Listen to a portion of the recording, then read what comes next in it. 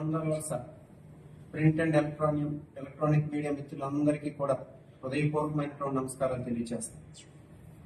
ఈరోజు ఈ మీడియా సమావేశం ఏర్పాటు చేయడానికి ప్రధానమైనటువంటి కారణం, ఈ నియోజకవర్గంలో ముఖ్యంగా అప్పర్ ప్రైమరీ స్కూల్స్ అంటే విద్యా వ్యవస్థను పూర్తిగా నాశనం చేసే విధంగా ఈ ప్రభుత్వం వచ్చిన తర్వాత నిర్ణయాలు తీసుకుంటున్నారు. కాబట్టి వాటిని ప్రజలకి మీడియా మిత్రుల ద్వారా ఒకసారి వివరించాలని చెప్పేసి ఈరోజు మీడియా సమావేశం అనేది ఏర్పాటు చేయడం జరిగింది.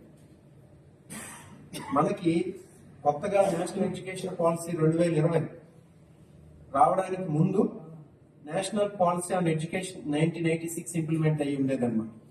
దాని ద్వారా ఏంటంటే 10+2 అంటే 1వ తరగతి నుండి 10వ తరగతి వరకు, ఆ తర్వాత ఇంటర్మీడియట్.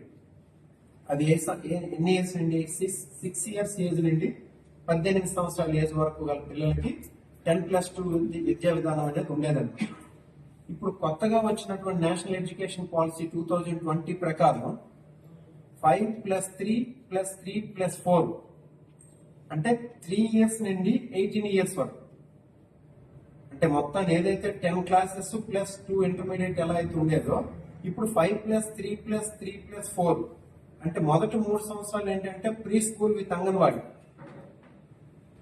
అంగన్వాడీని బలోపేతం చేసి ప్రీ స్కూల్ ను కంటిన్యూ చేసే విధంగా ఫస్ట్ 3 ఇయర్స్, తర్వాత 10 years 10 classes plus 2 years intermediate, కలిపి 3 ఇయర్స్ నుండి 18 ఇయర్స్ వరకు ఉండేది ఈ నేషనల్ ఎడ్యుకేషన్ పాలసీ 2020.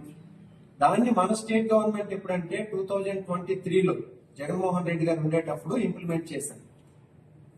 దాన్ని ఏంటంటే దానిలో ముఖ్యంగా ఉండేది ఏంటంటే ఫౌండేషన్ ని, లిటరసీని, న్యూమరసీని ఇంప్రూవ్ చేసే విధంగా, అలాగే స్కూల్స్ నుండి డ్రాప్ అవుట్స్ తగ్గించే విధంగా ఉండేదే కొత్త ఎడ్యుకేషన్ పాలసీ 2020. దాని ప్రకారం ఏం చేసేవాళ్ళు, ఫౌండేషన్ అంటే ఏంటి, అంగన్వాడీని బలోపేతం చేయడం. నెక్స్ట్ లిటరసీ అంటే ఏంటి, మన లాంగ్వేజెస్ తెలుగుని, ఇంగ్లీష్ ని వాటిని డెవలప్ చేయడం.